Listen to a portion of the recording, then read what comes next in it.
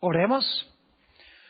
Nuestro Padre y nuestro Dios, te damos gracias por el privilegio de encontrarnos una vez más en este lugar con el fin de escuchar tu voz, hablándonos a través de tu palabra. Pedimos, Padre, que tu palabra no regrese a ti vacía. Especialmente te ruego por aquellos que están viendo esta programación por televisión, que les des claridad de pensamiento para comprender tu voluntad. Te damos gracias por escuchar nuestra oración, porque te lo pedimos en el precioso nombre de tu Hijo, Cristo Jesús. Amén. En nuestro tema de hoy vamos a estudiar la terminología bíblica en cuanto a la vida y a la muerte. Y quiero empezar leyendo un versículo que encontramos en el libro de Génesis, el capítulo 35 y el versículo 18. Está hablando aquí del nacimiento de Benjamín, también conocido como Benoni. Fue hijo de Raquel, y la Biblia nos dice que cuando Raquel tuvo a Benjamín, ella murió. Así que quiero leer Génesis 35 y el versículo 18.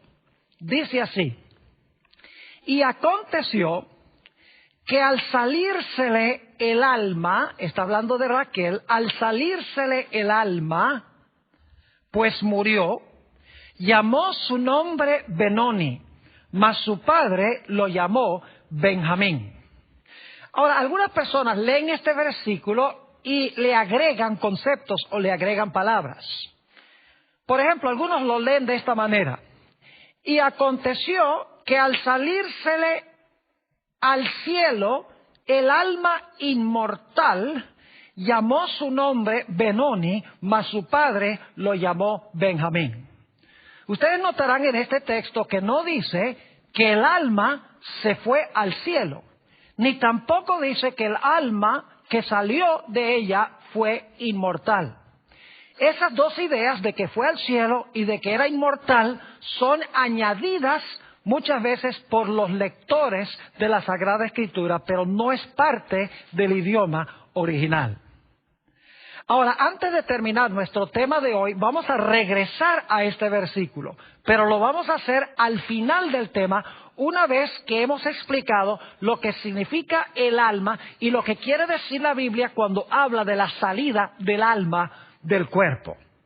Para entender el fenómeno de la muerte necesitamos en primer lugar comprender la creación, necesitamos comprender el don de la vida. Y el mejor lugar para comenzar es en Génesis, el capítulo 2 y el versículo 7, a donde Dios creó a Adán. Dice allí en Génesis 2:7, entonces Jehová Dios formó al hombre del polvo de la tierra y sopló en su nariz aliento de vida, algunas versiones dicen espíritu de vida, y fue el hombre un ser viviente. Otras versiones dicen fue el hombre un alma viviente. Ahora necesito explicarles algunas palabras que encontramos en este versículo. La palabra aliento que se usa aquí, que sopló en su nariz aliento de vida, es la palabra hebrea neshama. Y la palabra que se traduce ser viviente al español es la palabra hebrea nefesh. Ahora yo quiero que ustedes noten que Dios formó al hombre del polvo de la tierra, alentó en su nariz el soplo de vida y dice que el hombre llegó a ser, o el hombre fue, un ser viviente o un alma viviente. Quiero que noten en este versículo que no nos dice que Dios le dio al hombre un alma, ni tampoco dice que el hombre tiene un alma. El texto nos dice que el hombre es un alma. La combinación del cuerpo de polvo y el aliento de vida es igual a alma. La Biblia nos dice entonces que el hombre se compone de dos elementos: polvo y aliento de vida. Y la combinación de los dos hacen el alma o el ser viviente. La Biblia nos dice en Génesis que el hombre podía morir. porque Dios le dijo al hombre que si comía del árbol de la ciencia del bien y del mal, ciertamente iba a morir. Así que si el hombre tenía un alma inmortal que podía vivir independiente del cuerpo, ¿cómo es que Dios le dijo al hombre que iba a morir si no era posible? Además de eso, la Biblia nos dice que cuando Adán y Eva comieron del árbol de la ciencia del bien y del mal, Dios les vetó el árbol de la vida. Es decir, no podían comer más del árbol de la vida y por lo tanto la Biblia nos dice que entró en el mundo la muerte. Ahora, hablemos un momento del cuerpo de polvo, porque ese es el primer elemento del cual está compuesto el ser humano. En Isaías 64 y el versículo 8 encontramos que se nos explica que el hombre está compuesto de lodo o de barro, es decir, polvo, pero no polvo seco, sino polvo mojado. Dice en Isaías 64:8, ahora pues Jehová, tú eres nuestro Padre, nosotros barro, y tú el que nos formaste. Así que obra de tus manos somos todos nosotros. Es decir, el cuerpo o la facultad física del hombre se compone de polvo. Los órganos, los nervios, los músculos, la piel, todas las partes fisiológicas del hombre están compuestas de barro o de polvo. Por eso cuando una persona muere, vuelve al polvo, como veremos más adelante en nuestro estudio. Así que con el cuerpo no hay ningún problema. Todos sabemos que el cuerpo regresa al polvo. El problema surge cuando se habla del espíritu, porque muchas personas tienen la idea que el espíritu es algún elemento intangible que tiene el hombre por dentro, que es consciente que cuando el hombre muere sale volando para ir a otra esfera. Pero ¿qué es lo que enseña la Biblia en cuanto al espíritu? Vamos a analizar en primer lugar la palabra espíritu en el Antiguo Testamento y luego vamos a pasar a analizar la palabra espíritu en el Nuevo Testamento para ver si en verdad la palabra espíritu se refiere a alguna entidad independiente del cuerpo, que está dentro del cuerpo, que sale volando en forma consciente del cuerpo en el momento de la muerte. En el Antiguo Testamento hay dos palabras hebreas que se traducen aliento o respiración. La primera es la palabra ruach y la segunda palabra es la palabra neshama. Ahora, debo decirles que nunca, ni una sola vez en toda la Biblia, en todo el Antiguo Testamento, se conectan estas palabras con la palabra inmortal, ni tampoco se da ninguna insinuación de que el espíritu, de que el ruach o el neshama pueda vivir independientemente del cuerpo como otra entidad fuera del cuerpo humano. Ahora, es importante recordar que el lenguaje poético de los hebreos se basaba en el principio del paralelismo, y había tres clases de paralelismo.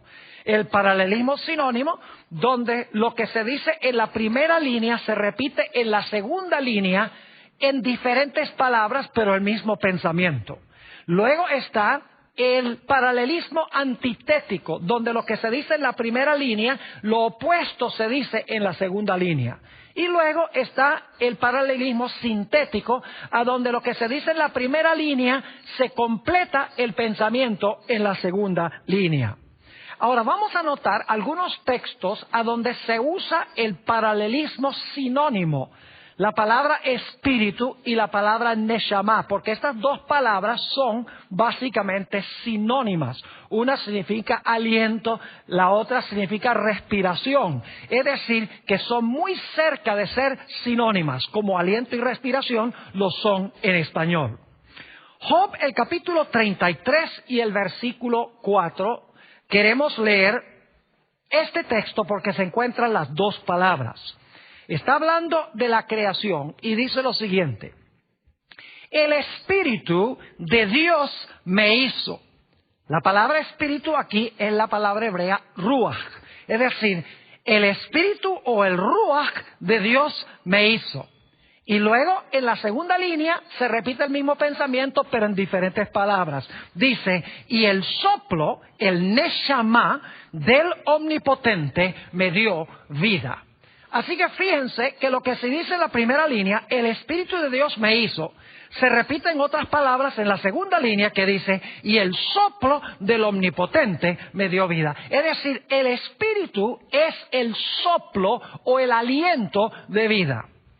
Vamos a Job, el capítulo 27 y el versículo 3, a donde se usa también un paralelismo sinónimo de estas dos palabras. Job 27, 3 dice lo siguiente, que todo el tiempo que mi alma esté en mí, y no debe traducirse aquí alma, porque la palabra neshama y la palabra ruach no significan alma, significan aliento o respiración. Es decir, hay una mala traducción aquí. Dice que todo el tiempo que mi alma, que mi neshama esté en mí, y luego repite el mismo pensamiento en la segunda línea, y haya hálito, ruach, de Dios en mis narices. Noten entonces que el hálito de Dios, el neshama, la respiración se encuentra en las narices y usamos la nariz precisamente para respirar. En Isaías 42 y el versículo 5 encontramos otra vez un paralelismo sinónimo. Dice lo siguiente, así dice Jehová Dios, creador de los cielos y el que los despliega, el que extiende la tierra y sus productos. Y ahora escuchen, el que da aliento, esa es la palabra neshama, el que da aliento al pueblo que mora sobre ella, y ahora viene la segunda línea que repite el mismo pensamiento en diferentes palabras, y espíritu, aquí la palabra es ruach, y espíritu a los que por ella andan. Es decir el que da aliento, neshama al pueblo, que mora sobre ella, sobre la tierra, es lo mismo que decir que Dios da espíritu o ruach a los que andan en ella, es decir, en la tierra. Nuevamente, estas dos palabras sencillamente significan respiración o significan aliento, la fuerza vital, el hálito. Dicho sea de paso, la Biblia también nos dice en el Antiguo Testamento que los animales tienen ruach y los animales tienen también neshama. Es decir, que ellos también tienen aliento, los animales también respiran. En ese sentido, los hombres y los animales no son distintos. Hablando del diluvio, nos dice lo siguiente en cuanto a los animales y los seres humanos que murieron en esa ocasión. Génesis 7 y el versículo 22.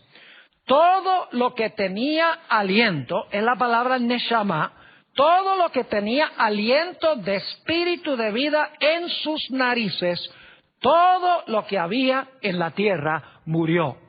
Hombres, animales, es decir, todos los que tenían aliento o respiración perecieron en el diluvio. Es más, en Eclesiastés 3, 19 al 21, el sabio Salomón nos dice que el fenómeno de la muerte es igual en los seres humanos que en los animales, en lo que respecta a el aliento de vida y también el cuerpo. Dice en Eclesiastés 3 y el versículo 19, porque lo que sucede a los hijos de los hombres y lo que sucede a las bestias, un mismo suceso es.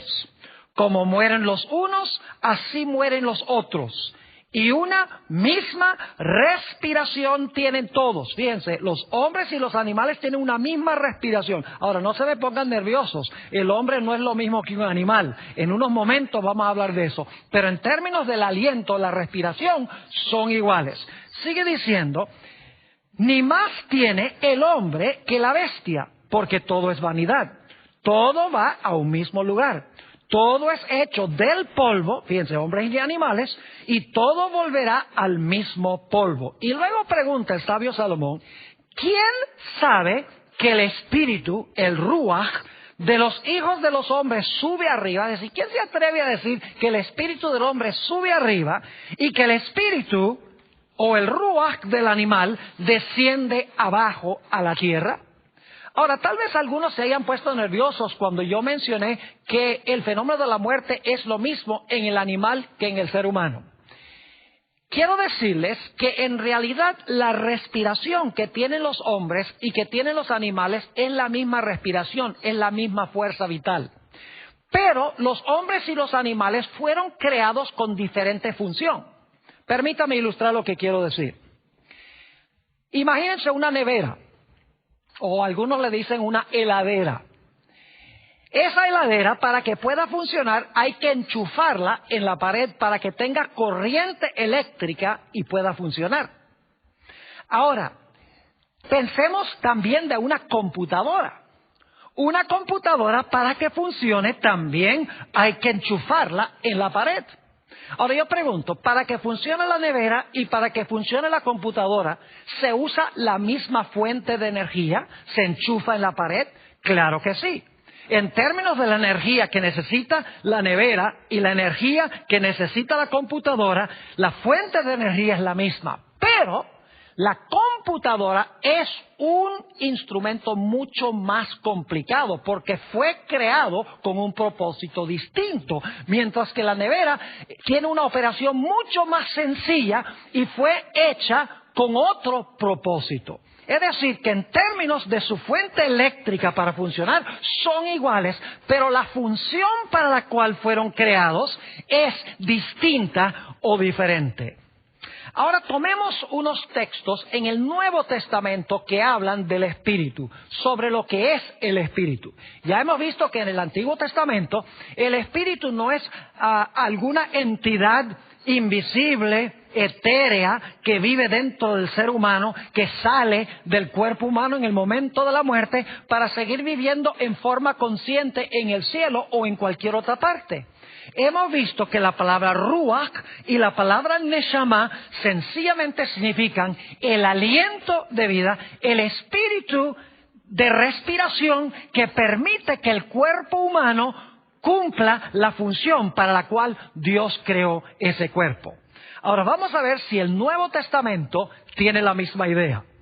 Vamos a leer varios textos y dicho sea de paso, la palabra espíritu en el Nuevo Testamento es la palabra neuma. Santiago el capítulo 2 y el versículo 26 será el texto con el cual comenzaremos en el Nuevo Testamento. Dice, porque como el cuerpo sin el espíritu está muerto, así también la fe sin obras es muerta. Fíjense que el cuerpo sin el espíritu está muerto. Es decir, el cuerpo sin tener la capacidad de respirar está muerto.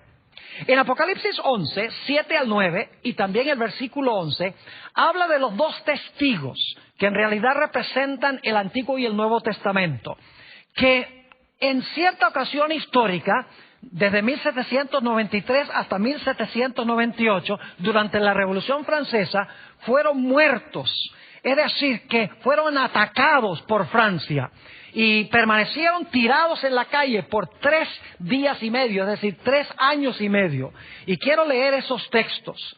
Dice, cuando hayan acabado su testimonio, los dos testigos, la bestia que sube del abismo, que es Francia, en 1793, la Revolución Francesa, hará guerra contra ellos y los vencerá y matará. Y ahora escuchen bien, y sus cadáveres estarán en la plaza de la grande ciudad, que en sentido espiritual se llama Sodoma y Egipto, donde también nuestro Señor fue crucificado. Y los de los pueblos, tribus, lenguas y naciones verán sus cadáveres. Fíjense que están muertos porque son cadáveres. Está hablando simbólicamente. Verán sus cadáveres por 3 días y medio y no permitirán que sean sepultados. Y en el versículo 11 dice que después de los 3 días y medio de muertos, y claro, la Biblia cuando habla en un marco profético, días equivalen a años, cuando terminaron los 3 años y medio, dice que estos testigos iban a resucitar. Y fíjense cómo iba a realizarse esto. Dice, pero después de 3 días y medio, entró en ellos el Espíritu. Es decir, se les dio nuevamente respiración. Dice, pero después de 3 días y medio entró en ellos el espíritu de vida enviado por Dios y se levantaron sobre sus pies y cayó un gran temor sobre los que vieron. En forma de paréntesis, podría mencionar que hay un pasaje semejante a este en Ezequiel, el capítulo 37, a donde había un valle lleno de huesos secos. Y Dios mandó a Ezequiel a que llamara al espíritu de los 4 vientos para entrar en esos cuerpos que se habían juntado y se habían formado. Y dice que el espíritu entró en los cuerpos y los cuerpos separaron un gran ejército porque habían recibido el aliento de vida. Y claro, cuando una persona muere, sucede lo contrario. Cuando una persona es creada por Dios, Dios le da aliento de vida y el cuerpo funciona. Cuando una persona muere, el aliento sale del cuerpo y la persona ya no funciona fisiológicamente. Fijémonos en un texto, Juan 19 y el versículo 30, donde se habla de la muerte de Jesús. Dice, y cuando Jesús hubo tomado el vinagre, dijo, consumado es, y habiendo inclinado la cabeza, entregó el espíritu. Esto sencillamente significa que cuando Jesús murió, expiró, dejó de respirar, ya no tenía el hálito vital para que las funciones de su cuerpo humano pudieran andar. Es decir, que cuando Dios crea, da el aliento. Cuando la persona muere, sale el aliento o sale la respiración. Así que hemos visto en el Antiguo y en el Nuevo Testamento que la palabra espíritu nunca se refiere a una entidad inmortal, nunca se usa para describir algo que puede vivir independientemente del cuerpo. En la Biblia, Antiguo y Nuevo Testamento, el espíritu es la fuerza vital que Dios le da al cuerpo de polvo para que el cuerpo pueda funcionar. Es como una computadora que se enchufa y ahora la computadora tiene energía para cumplir sus funciones. Pero alguno dirá, Pastor Bor, ¿qué podría usted decir del alma? Ciertamente el alma sí es una entidad inmortal que el hombre tiene por dentro. ¿No será así? El problema es que mucha gente, cuando habla del alma, está pensando en términos de la filosofía griega en vez de pensar en términos bíblicos. No nos interesa lo que dijo Platón y lo que dijo Sócrates. Nos interesa lo que dice la Sagrada Escritura. Así que vamos a ver ¿qué dice la Biblia en cuanto al alma? En realidad, la palabra alma en el Antiguo Testamento, a donde vamos a ir primero, se traduce de diferentes formas al español. A veces se traduce persona, a veces se traduce vida, a veces se traduce inclusive alma. Y por eso mucha gente se confunde y dice, bueno, ¿qué es la traducción correcta? ¿Es vida? ¿Es alma? ¿Es persona? La respuesta es que todas estas traducciones están relacionadas muy estrechamente una con la otra. Voy a mostrarles ahora del Antiguo Testamento. Volvamos a Génesis 2:7, a donde se usa la palabra alma, nefesh, por primera vez en el Antiguo Testamento. Dice, entonces Jehová Dios formó al hombre del polvo de la tierra y sopló en su nariz aliento de vida, el neshama, y fue el hombre un nefesh. Es decir, fue el hombre un alma viviente o un ser viviente. Es decir, la palabra nefesh aquí significa un ser vivo, una persona que funciona, porque el cuerpo de polvo y el aliento de vida están juntos. Y por lo tanto, el hombre que tiene el polvo y el aliento juntos es un nefesh. Es decir, el alma no es parte del hombre, el alma es el hombre en su totalidad. Vamos a examinar rápidamente otros versículos del Antiguo Testamento que usan la palabra alma o la palabra nefesh. Génesis 14 y el versículo 21, esto es después que Abraham ayudó a reconquistar lo que había sido saqueado de Sodoma. Dice, entonces el rey de Sodoma dijo a Abraham, dame las personas y toma para ti los bienes. Fíjense qué interesante, toma para ti las personas. ¿Saben que esa palabra, personas, allí es la palabra nefesh? Y algunas versiones dice, toma tú las almas. Y entonces, cuando examinamos el texto, nos damos cuenta que la palabra nefesh significa personas también. Entonces el rey de Sodoma dijo a Abraham, dame las personas y toma para ti los bienes. Es decir, devuélveme las personas y entonces tú te puedes quedar con los bienes. Deuteronomio 10 y el versículo 22 es parecido a esto. Dice allí en Deuteronomio 10, 22, con 70 personas, otra vez nefesh, con 70 personas descendieron tus padres a Egipto. Está hablando de Jacob, quien descendió con 70 personas. Y ahora Jehová te ha hecho como las estrellas del cielo en multitud. Fíjense nuevamente, la palabra nefesh se traduce personas, 70 personas, porque el nefesh es la persona en su totalidad.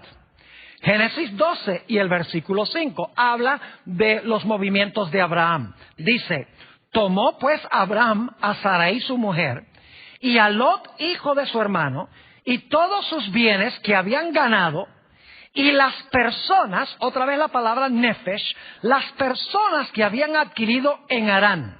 Y salieron para ir a tierra de Canaán y a tierra de Canaán llegaron. Nuevamente la palabra nefesh se traduce personas, seres vivientes en otras palabras. ¿Saben que la palabra nefesh también se traduce vida? Levítico 17 y el versículo 11 usa la palabra nefesh varias veces y les voy a explicar a dónde se usa. Dice, porque la vida, ese es nefesh, porque la vida de la carne en la sangre está. Y yo os la he dado para hacer expiación sobre el altar por vuestras almas. Es la misma palabra que se tradujo vida al principio del versículo. Y luego sigue diciendo, y la misma sangre hará expiación de la persona. La palabra persona allí también es nefesh. Así que en un solo versículo se traduce la palabra nefesh, vida, se traduce almas y se traduce persona. En realidad, mis queridos amigos, un alma es una persona. Y un alma es una persona viva. Así que estas traducciones no se contradicen, sino que se complementan. Deuteronomio 12 y el versículo 23 nos dice lo siguiente. Solamente que te mantengas firme en no comer sangre. Dios le dice a Israel que no coma sangre. Porque la sangre es la vida, es nefesh allí. Podría decirse que la sangre es el alma. Pero en realidad significa vida. Y luego sigue diciendo en el versículo, porque la sangre es la vida y no comeréis la vida juntamente con su carne. Aquí se traduce la palabra nefesh, vida, porque el nefesh o el alma es la persona viva. Primera de Reyes 19 y el versículo 10 encontramos que Elías se queja. Porque Jezabel está buscándolo para quitarle su nefesh, para quitarle su vida. Dice allí, en Primera Reyes 19:10, él respondió, he sentido un vivo celo por Jehová de los ejércitos, porque los hijos de Israel han dejado su pacto, han derribado tus altares y han matado a espada a tus profetas. Y solo yo he quedado y me buscan para quitarme el nefesh, es decir, para quitarme la vida, traduce aquí. Obviamente no sería muy lógico decir para quitarme el alma en el sentido griego de la palabra. Aquí no se puede decir me están buscando para quitarme el alma, porque si el alma fuera invisible, como muchos piensan, ¿cómo podrían quitarle el alma a Elías? Sencillamente aquí está diciendo Elías que están tratando de quitarle su vida, están tratando de matarlo, según dice el mismo texto. Levítico 7 y el versículo 20 nos dice, pero la persona, ahí está nefesh, pero la persona que comiere la carne del sacrificio de paz, el cual es de Jehová, estando inmunda, aquella persona, otra vez la palabra nefesh, aquella persona será cortada de entre su pueblo. En el Salmo 22 y el versículo 20, David está clamando a Dios de que le salve su alma. Note lo que dice: libra de la espada mi alma. Y aquí se traduce en la versión del 60 alma. En realidad se podría traducir: libra de la espada mi vida. Es decir, si esto fuera un alma intangible, invisible, fantasmal, ¿cómo podría ser muerta por la espada? Es obvio que aquí una mejor traducción sería: vida.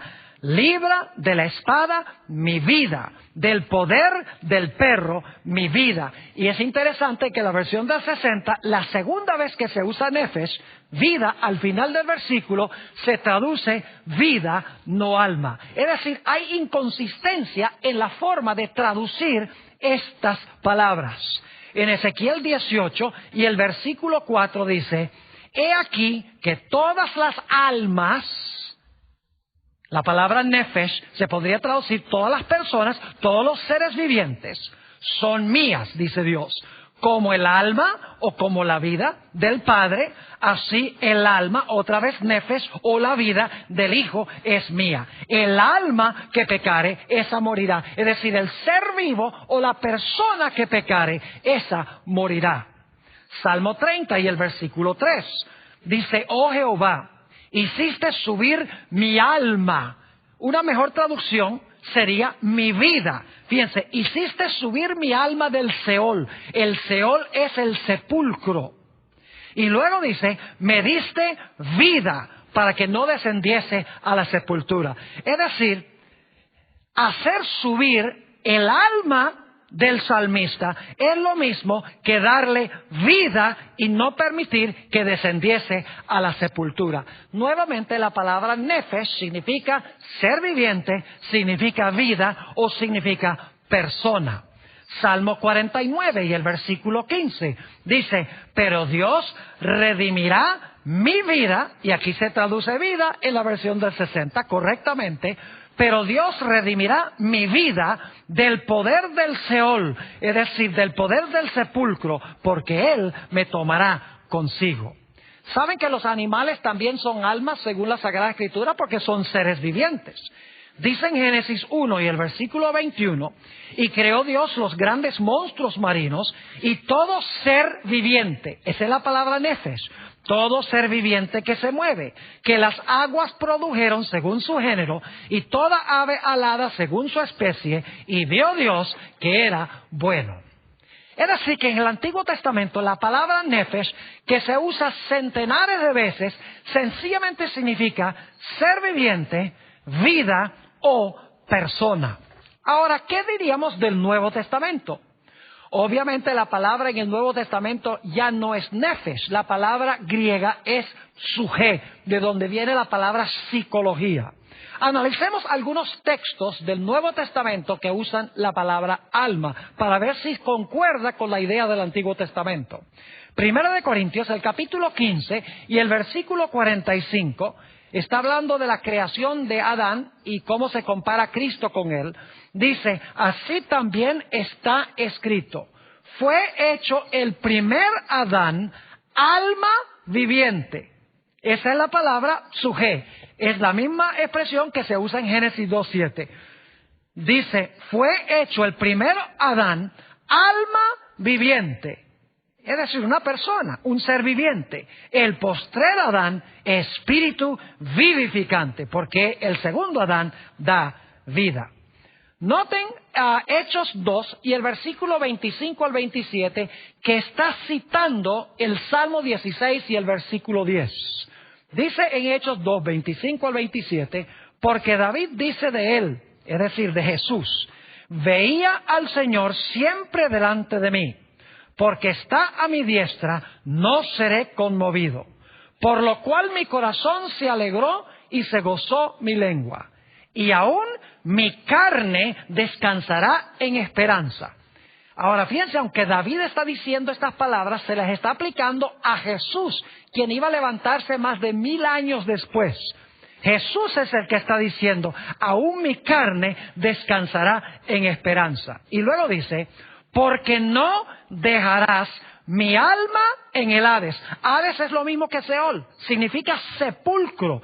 No dejarás mi alma, que mejor traducción sería mi vida, en el Hades, ni permitirás que tu santo vea corrupción. Y la razón es muy clara. Jesús iba a resucitar y su cuerpo no iba a ver corrupción. Noten Hechos 27 y el versículo 22. Hechos 27 y el versículo 22. Aquí el apóstol Pablo está hablando de un naufragio. Y fíjense lo que declara. Habla a la gente en el barco. Pero ahora os exhorto a tener buen ánimo, pues no habrá ninguna pérdida de vida. Fíjense que ahí la palabra suje se traduce vida correctamente. No sería correcto traducirlo alma. No habría pérdida de alma. Es mejor decir no habrá pérdida de vida entre vosotros, sino solamente de la nave. Mateo 2, 19 y 20, hablando del nacimiento de Jesús. Dice, pero después de muerto Herodes, he aquí un ángel del Señor apareció en sueños a José en Egipto diciendo, levántate, toma al niño y a su madre y vete a tierra de Israel, porque han muerto todos los que procuraban la muerte del niño. Fíjense qué interesante esta traducción. Dice, todos los que procuraban la muerte del niño ya no están. Es decir, han muerto ellos. Pero lo interesante es que la palabra muerte aquí, en realidad dice en el griego, todos los que procuraban el alma de la vida del niño han pasado del escenario. Es decir, que se traduce aquí a la palabra alma con la palabra muerte. Es decir, dice, porque han muerto los que procuraban la vida o los que procuraban el alma del niño. Una mejor traducción, claro, de la palabra es los que buscaban la vida del niño. Mateo 20 y el versículo 28 nos habla de la obra de Jesús. Dice allí, como el Hijo del Hombre no vino para ser servido, sino para servir y para dar su vida, otra vez la palabra suje, para dar su vida en rescate por muchos. No tendría mucho sentido decir que Jesús vino a dar su alma. Una mejor traducción es como la que se da en la Reina Valera del 60, donde dice, para dar su vida en rescate por muchos. Es decir, la palabra alma, la palabra suje en el Nuevo Testamento significa vida o significa persona, significa ser viviente, igual que en el Antiguo Testamento. Noten Juan 10 y el versículo 11, donde está hablando de Jesús, el buen pastor. Dice Jesús, yo soy el buen pastor, y el buen pastor su vida da por las ovejas. La palabra vida allí otra vez es la palabra suje. Es la misma palabra que se traduce a veces en el Nuevo Testamento con la palabra alma, pero obviamente significa que Jesús vino a dar su vida. En Hechos 15:26 se habla de Pablo y Bernabé. Muchas veces arriesgaron sus vidas. Y dice allí en Hechos 15:26 que Pablo y Bernabé fueron hombres que han expuesto su vida. Otra vez la palabra suje, que se traduce a veces en el Nuevo Testamento alma, pero aquí se traduce correctamente vida. Porque los hombres que han expuesto su vida por el nombre del Señor Jesucristo. En Hechos 20 y el versículo 24 encontramos otra referencia a la palabra suje. Dice, pero de ninguna cosa hago caso, está hablando el apóstol Pablo, ni estimo preciosa mi vida. En la palabra nuevamente, suje. Nuevamente, pero de ninguna cosa hago caso, ni estimo preciosa mi vida para mí mismo, con tal que acabe mi carrera con gozo y el ministerio que recibí del Señor Jesús para dar testimonio del Evangelio de la gracia de Dios. Y saben que en el Nuevo Testamento la palabra suje se traduce también persona, como la palabra nefesh en el Antiguo Testamento. Noten 2 ejemplos o 3 ejemplos de esto. Hechos 2 y el versículo 41. Dice en Hechos 2:41, hablando de los que recibieron a Jesús en el día del Pentecostés, dice, así que los que recibieron su palabra fueron bautizados y se añadieron aquel día como 3,000 personas. Es la palabra sujé. Se podría traducir 3,000 almas, 3,000 seres vivientes. No está hablando de una entidad invisible, intangible, fantasmal, que el hombre tiene por dentro, que es consciente y sale volando en el momento de la muerte y vive en otra esfera. Hechos 27 y el versículo 37. Está hablando del número de personas en un barco. Dice aquí, y éramos todas las personas, otra vez la palabra sujé, y éramos todas las personas en la nave 276. Otro ejemplo a donde se traduce la palabra sujé, personas, es Romanos 13 y el versículo 1, donde dice, sométase toda persona, ahí está la palabra sujé nuevamente, sométase toda persona a las autoridades superiores, porque no hay autoridad sino de parte de Dios, y las que hay por Dios han sido establecidas. Ahora quiero comparar dos versículos para que podamos ver de una forma clarísima que el alma es la persona en sí misma, no una parte de la persona, no algo que el hombre tiene por dentro, sino la persona viva en su totalidad. Mateo 16 y el versículo 26, y vamos a compararlo con Lucas 9:25, y voy a leer esta idéntica enseñanza de Jesús como se presenta en dos diferentes evangelios, con diferente terminología, pero es la misma enseñanza. Mateo 16:26 dice, y está hablando Jesús, porque ¿qué aprovechará el hombre si ganare todo el mundo y perdiere su alma? ¿O qué recompensa dará el hombre por su alma? ¿Saben ustedes que podría traducirse muy fácilmente esto aquí? Porque ¿qué aprovecha el hombre si ganare todo el mundo y perdiere su vida? ¿O qué recompensa dará el hombre por su vida? Pero la versión del 60 traduce alma aquí. ¿Y qué es el alma en este versículo? Vamos al versículo que les mencioné que íbamos a comparar con este. Lucas 9 y el versículo 25. La misma enseñanza de Jesús, pero en otras palabras. Dice, pues ¿qué aprovecha el hombre si gana todo el mundo y se destruye o se pierde a sí mismo? Fíjense que Mateo dice, perdiere su alma. En Lucas dice, se pierde a sí mismo. Es decir, que el alma soy yo mismo, el ser viviente o la persona. Es interesante notar la muerte de Herodes el Grande, que la Biblia dice que fue comido por gusanos. Quiero leer del libro de Hechos de los Apóstoles, capítulo 12 y el versículo 23, a donde se describe la muerte de Herodes y qué fue lo que sucedió en el momento de la muerte.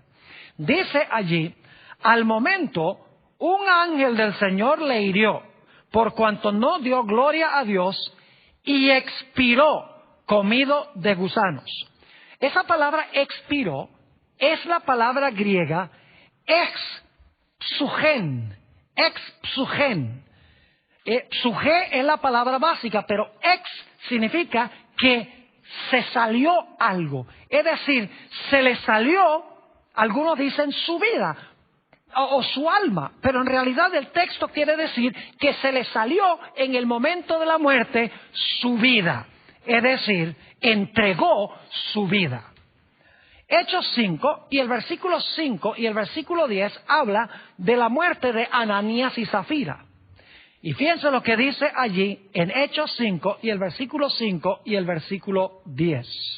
Al oír Ananías estas palabras, cuando Pedro le dijo, has mentido no contra el hombre sino contra el Espíritu Santo, cayó y expiró. Otra vez la palabra ex-psugen. Quiere decir que se le salió la vida, en otras palabras. Dice, cayó y expiró. Y vino un gran temor sobre todos los que lo oyeron. Al instante, versículo 10, ella cayó a los pies de él y expiró. Ahí está la misma palabra, es decir, se le salió la vida. No quiere decir que se le salió el alma inmortal, intangible, a vivir por allá en otra parte. Sencillamente significa que se le salió la vida. Y dice expiró, y cuando entraron los jóvenes, la hallaron muerta, y la sacaron y la sepultaron junto a su marido. Ahora es interesante notar que muchas veces la Nueva Versión Internacional, que es muy usada entre los hispanos hoy en día, la Nueva Versión Internacional muchas veces traduce la palabra alma sencillamente con un pronombre personal. Ahora, no voy a tomar el tiempo para leer todos los versículos a donde la palabra sujé se traduce sencillamente con el pronombre personal. Es decir, el alma soy yo, el alma eres tú. Y vez tras vez, la Nueva Versión Internacional usa el pronombre cuando se usa la palabra alma. Es decir, el alma es la persona, soy yo, eres tú y es él. Ahora quiero que notemos Lucas 12 y el versículo 19 y 20. Lucas 12, 19 y 20. Esto está hablando del hombre que cada vez construía establos más grandes para guardar sus bienes. Fíjense lo que dijo este hombre, Lucas 12, 19 y 20. Esta es de la versión Reina Valera del 60. Dice este hombre, y diré a mi alma, en realidad significa diré a mí mismo, alma, muchos bienes tienes guardados para muchos años, repósate, come, bebe, regocíjate. Pero Dios le dijo, necio, esta noche vienen a pedirte tu alma, y lo que has provisto, ¿de quién será? Ahora fíjense que aquí dice que este hombre va a decir algo a su alma, va a decir, alma, acumulaste muchos bienes. Y luego entonces Dios le dice, esta misma noche será exigida de tu parte tu alma. ¿Qué es lo que quiere decir esto? La Nueva Versión Internacional lo presenta o lo traduce de una forma distinta y más clara. Dice, y diré. En la versión nueva Internacional en inglés dice, me diré a mí mismo. Alma mía, ya tienes bastantes cosas buenas guardadas para muchos años. Descansa, come, bebe y goza de la vida. Pero Dios le dijo, necio, esta misma noche te van a reclamar la vida. Fíjense que la palabra sujé se traduce en la Nueva Versión Internacional con vida en vez de alma. ¿Y quién se quedará con lo que has acumulado? Mis queridos amigos, la palabra alma se usa en sentido figurativo aún hoy en día, en el sentido en que lo usa la Biblia. Por ejemplo, decimos, si nadie vino a la reunión esta noche, decimos, no se apareció ni un alma. ¿Qué queremos decir con eso? Que no se apareció una entidad intangible, inmaterial, invisible, que nadie podía ver. Claro que no. Significa, no se apareció ni una sola persona. Hablamos de que bautizamos 300 almas en la campaña evangelística. ¿Qué quiere decir? ¿Que bautizamos a 300 fantasmas? Claro que no. Significa que bautizamos a 300 seres vivientes. Bautizamos a 300 personas. A veces decimos, ay, tengo tanta lástima por esa pobre alma. No quiere decir que tenemos lástima por una entidad intangible, inmaterial. Significa que tenemos lástima para con una persona. Analicemos unos pocos textos más que usan la palabra alma y luego regresamos al texto con el cual comenzamos nuestro estudio de hoy.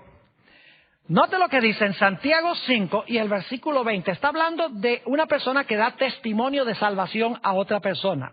Dice, sepa que el que haga volver al pecador del error de su camino, salvará de muerte un alma y cubrirá multitud de pecados. ¿Qué quiere decir eso? Que salvará de la muerte a un alma. Quiere decir, dicho sea de paso, que el alma puede morir, porque si se puede salvar al alma de la muerte, quiere decir que el alma puede morir.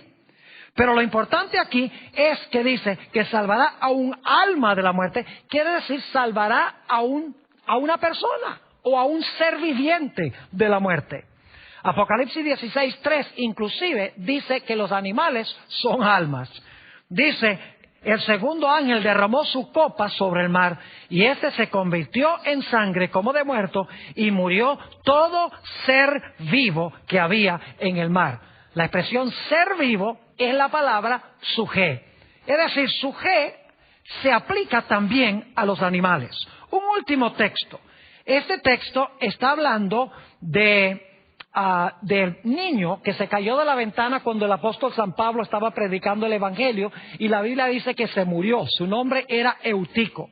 La Biblia nos dice también que el apóstol Pablo llegó y lo resucitó. Quiero leer Hechos 20:10, donde describe lo que hizo el apóstol San Pablo. Entonces descendió Pablo y se echó sobre él, y abrazándole dijo: no os alarméis, pues está vivo. En realidad en el griego dice su suje está dentro de él. Es decir, está vivo, tiene la vida dentro de él. Ahora quiero que regresemos al texto con el cual comenzamos nuestro estudio de hoy. Génesis, el capítulo 35 y el versículo 18. Y ahora que hemos estudiado los términos o la terminología bíblica, será más fácil comprender Génesis 35 y el versículo 18. Está hablando nuevamente de la muerte de Raquel cuando tuvo a su hijo Benjamín.